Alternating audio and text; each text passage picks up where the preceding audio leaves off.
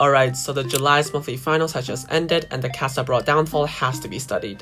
Before the start of the season, we all thought that Casa Brawl were gonna give Loud a run for their money, as this was the same team who came second in the prior year. Although most people, including myself, still believed in Loud being the kings of South America, we all thought that Casa were gonna be the team to challenge them. However, as of July, Casa are now sitting at 5th place in the region. So yeah, what went wrong actually? In February, the three of them were actually playing like a top team, reaching the grand finals while only dropping one set. And in the grand finals, they even got a win against Loud, clutching a 3-2 victory, then celebrating like this. If you go against the 1 versus 3, you can't! And Casa Brawl are your champions in South America! Oh my word! What a turnaround! You can see how much it means to him. I mean, they are throwing some L's up arc. They mean business. And well, after that celebration, things began to change. In March, both Loud and Casa were out in the semis, and people thought that it was the meta or just a slight bump in the road. And yeah, they weren't wrong, to be honest. For Loud, it was really just a slip, as they went on to win April's finals and qualifiers for the Brawl Cup.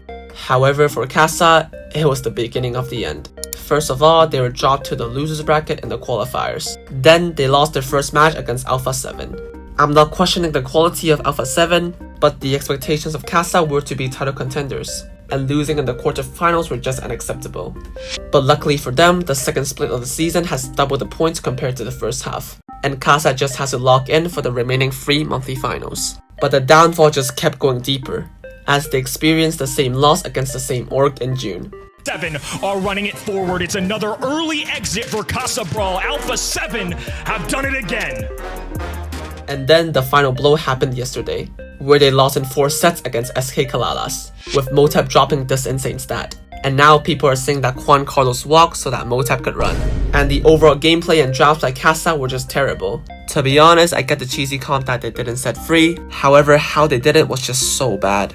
In the 3 games that they played, the strat only worked once, and if you do the maths, you obviously know that it's not enough, as SK Kalalas were just simply using their range advantage and just stood very far away from them. And even in the other sets, I felt like Casa just played terribly.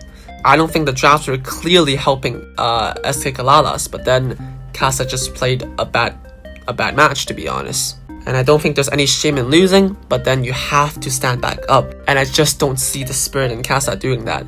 They only have 1 monthly finals left, and if they don't make it out the quarterfinals, they're out of the season, which is insane for Casa. And to be honest, I just feel bad for Doritos, who came from BC Gaming, as his old org is currently at 3rd place and is probably going to qualify for last chance qualifiers. And if they catch SK Kalalas off guard, they might even just qual for Worlds. And yeah, Casa has 1 more month to prove that they are worthy. So I guess good luck for them, and subscribe.